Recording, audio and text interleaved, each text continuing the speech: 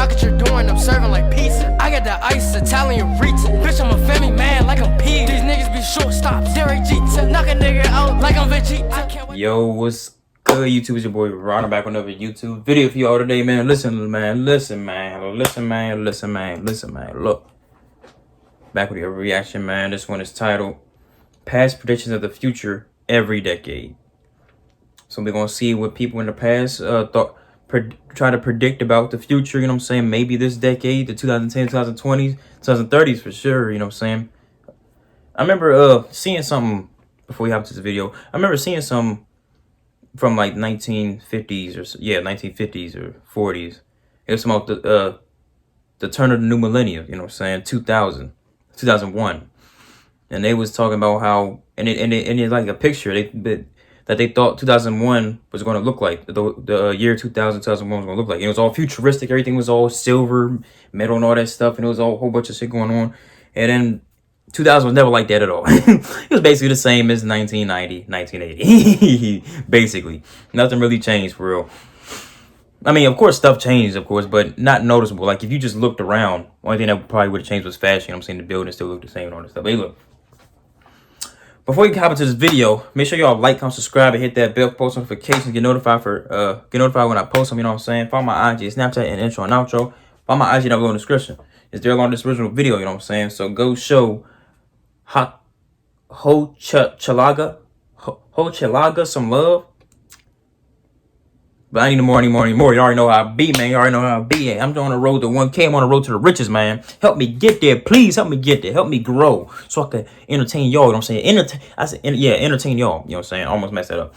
Help me grow and interact with your boy so I can entertain. You know what I'm saying? We're only getting better. We can only get better. You know what I'm saying? But hey, look. Also support my Twitch down below in the description as well. I'm getting Duffy in the gaming. You know what I'm saying? They call me John Wick. John Wick of gaming, you know what I'm saying? John Sticks, you know what I'm saying? Sticks, get it, because sticks are on the game. Y'all get it. It's something you don't want to miss for real, so tune in for that. And hey, man, with all being said, let's hop to this video. Shall we? Put it in the basket. Let's get it.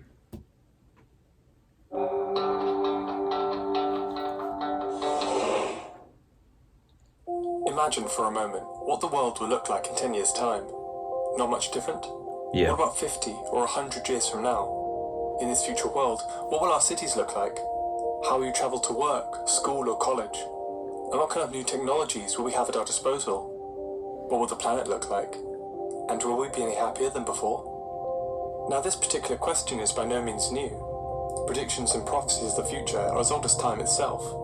What the freak? Some past predictions of the time we're in right now, the early 21st century, an age filtered through the internet, algorithms and data. Let's see if they're onto something. So, let's start by going back 120 years ago. In the 1900s, the invention of the first aeroplane opened massive potential in transportation and sparked the imaginations of the public. In Germany, a chocolate company called Hildebrands made a series of commemorative postcards imagining their life in the year 2000. They speculated that the world would go airborne.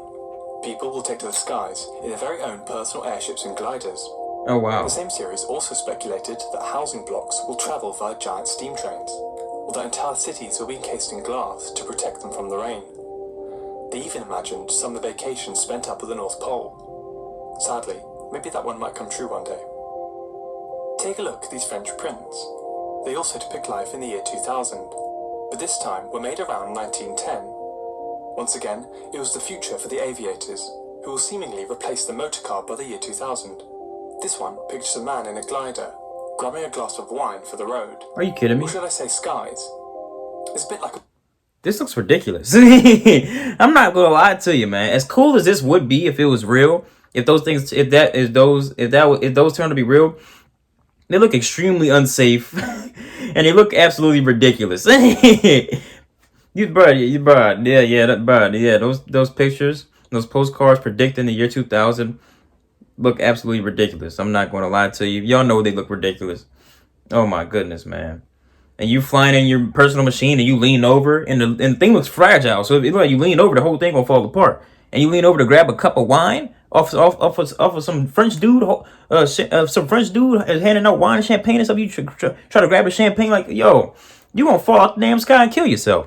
This looks absolutely ridiculous, man. And And it's hilarious to think they actually believe this is going to come true. Which, I mean, you can't blame them because they're airplanes.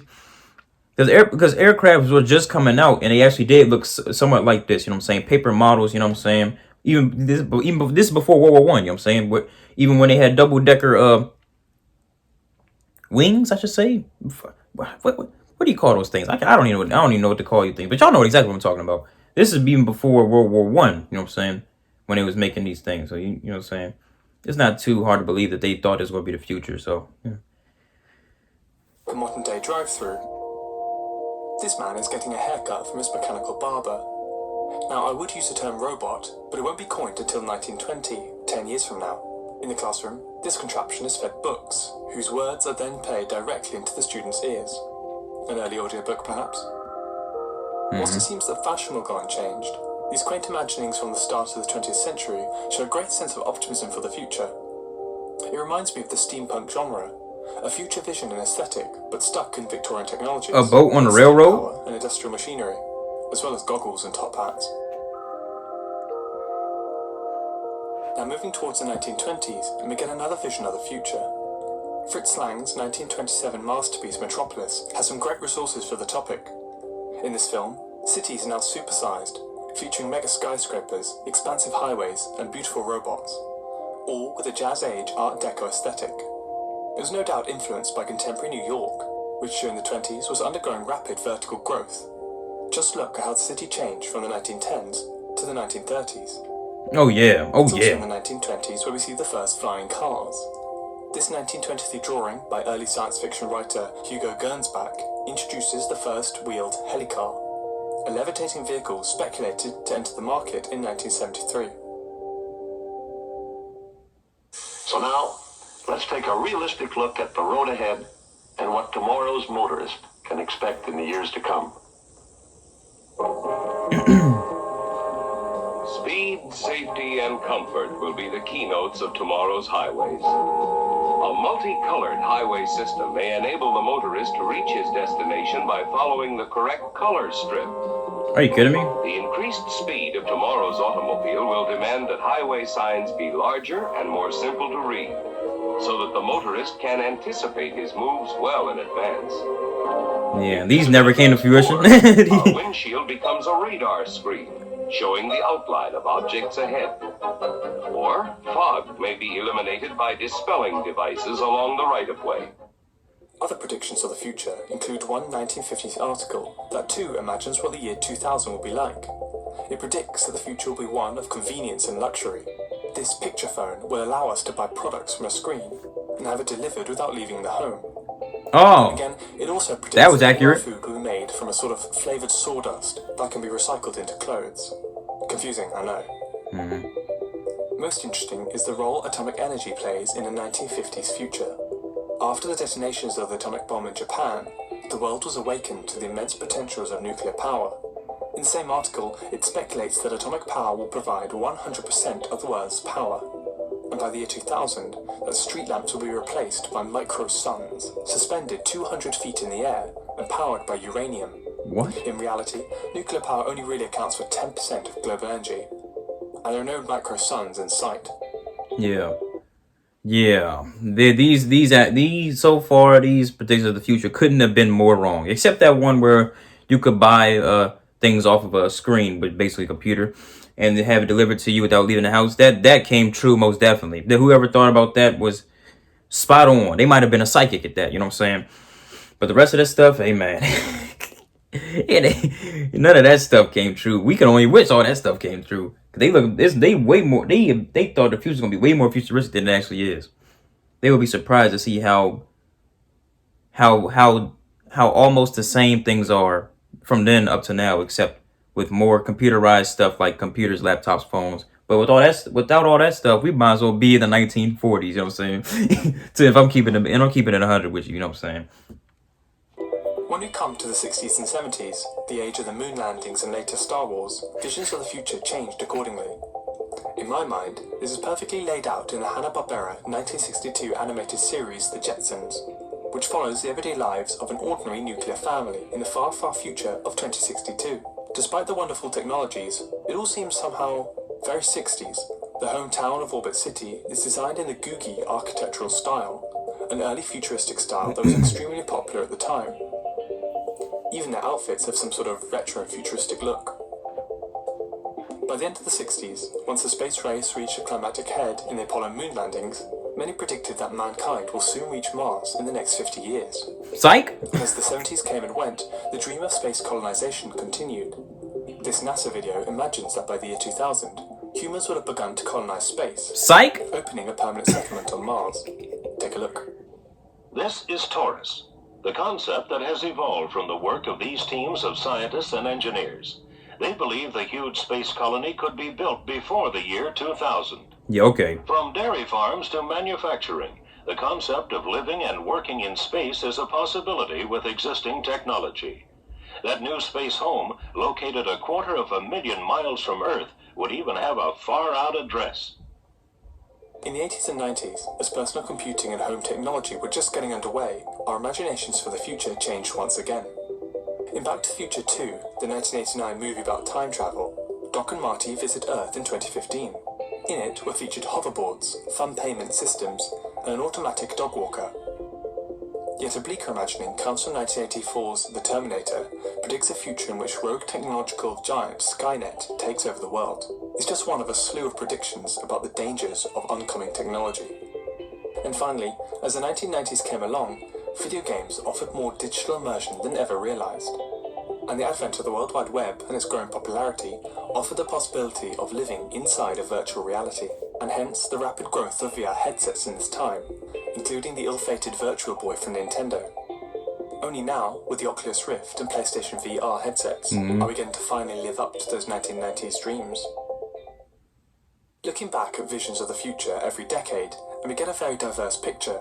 The year 2000 looks very different in the 1910s to the 1950s and the 1970s. And yes, some predictions have come true, like the development of the driverless car, or shopping at simple press of a button. But a lot are far off. Let's go back to that question at the start of the video. What will our future really look like? In his book, Homo Deus, author Yuval Noah Harari expects that humanity will begin its quest to immortality, with humans being able to sustain life of over 150 years. Equally, projects may be underway to develop cybernetic enhancements on humans, giving them improved strength and intelligence. These indeed could be reality by the end of the century.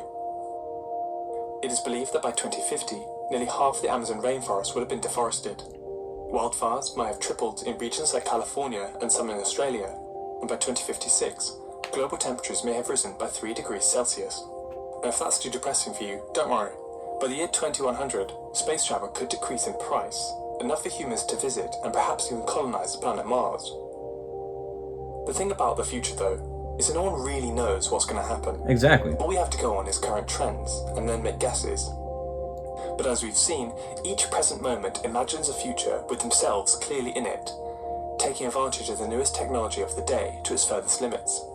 The 1910s saw a future with a newly invented aeroplane taking center stage.